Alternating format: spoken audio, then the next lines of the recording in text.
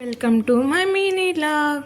ఈరోజు అయితే నేను తోటకూర ఫ్రై అయితే డీప్ ఫ్రై చేసుకున్నాను. ఫుల్గా తెల్లుల్లి వేసి అయితే చేసుకున్నాను.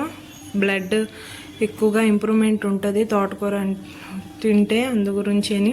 మళ్ళీ చల్లగా అయిపోతే తిన్నని వేడివేడిగా తినేస్తున్నాను, వేడివేడి అన్నంలో కలుపుకుంటూ.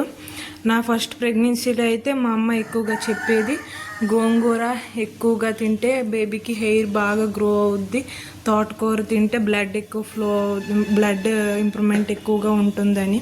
నా ఫస్ట్ ప్రెగ్నెన్సీలో ఎక్కువ తినే ఆకుకూరల్లో గోంగూర చాలా ఎక్కువ తిన్నాను. దానివల్లే మా పాప హెయిర్ అయితే చాలా థిక్గా, పుట్టేటప్పుడే చాలా హెయిర్తో పుట్టింది. ఆ తర్వాత తోటకూర కూడా చాలా ఎక్కువగా తినేదాన్ని. అప్పుడు బ్లడ్ నాకు 12 పాయింట్స్ అబోవ్ ఉండేది. బట్ ఇప్పుడైతే చాలా తక్కువగా ఉంది, 10.5 ఉంది. ఇంకా ఇంప్రూవ్మెంట్ అయితే ఉండాలి. అందు గురించి ఒక్కొక్కటిగా ట్రై చేస్తున్నాను. నా వంట నేను వండుకొని తినడం వల్ల లేట్ అవుతుంది. అసలు ఇంట్రెస్ట్ అయితే రావడం లేదు. వండుకొని తినాలి అంటే చాలా బద్ధకంగా అయితే ఉంది.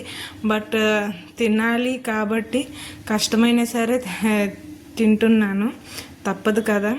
ఈసారి ఎలా ఉంటుందో ఏమో మరి తెలీదు. 2 బేబీస్ కాబట్టి అన్ని విటమిన్స్, అన్ని ప్రోటీన్స్ అందాలని అన్నీ అయితే నేను తిన్నాను. నా ప్రెగ్నెన్సీలో జర్నీ మొత్తం అయితే నేను చూపిస్తూనే ఉన్నాను. చాలా చక్కగా ఫుడ్ అయితే చాలా బాగా తీసుకున్నాను. ఫస్ట్ టైం అయితే నేను అంతగా ఏం పట్టించుకోలేదని, కానీ సెకండ్ టైం అయితే నేను చాలా పట్టి మరి యూట్యూబ్లు, గూగుల్లో అన్నీ చూసి మరి నేను ఫుడ్ అయితే తీసుకున్నాను. ఇప్పటికి 7 months అయితే చక్కగా కంప్లీట్ అయిపోయింది. ఇంకొక 1 month కంప్లీట్ అయిపోతే బేబీస్కి ఏ ప్రాబ్లం ఉండదని అయితే డాక్టర్స్ చెప్పారు. 2 బేబీస్ అయితే నాకు చక్కగా హెల్తీగా నా చేతులకు రావాలనేసి అయితే నేను కోరుకుంటున్నాను. మీ బ్లెస్సింగ్స్ కూడా నాకు చాలా అవసరం. ప్లీజ్ మీ సపోర్ట్ అయితే నాకు చాలా అవసరం. అలాగే ఈ వీడియో మీకు నచ్చినట్టయితే లైక్ చేయండి. Please subscribe my channel. అలాగే అక్క పాప అయితే చాలా చక్కగా ఉన్నారు. త్వరగా ఇంటికి వచ్చేలా అయితే ఉన్నారు. ఇంకా వేగంగా ఇంటికి అయితే వచ్చేయాలనేసి అయితే నేను కోరుకుంటున్నాను. బ్లడ్ ఇంప్రూవ్మెంట్ కోసం మీకేమైనా తెలిస్తే టిప్స్ నాకు షేర్ చేయండి.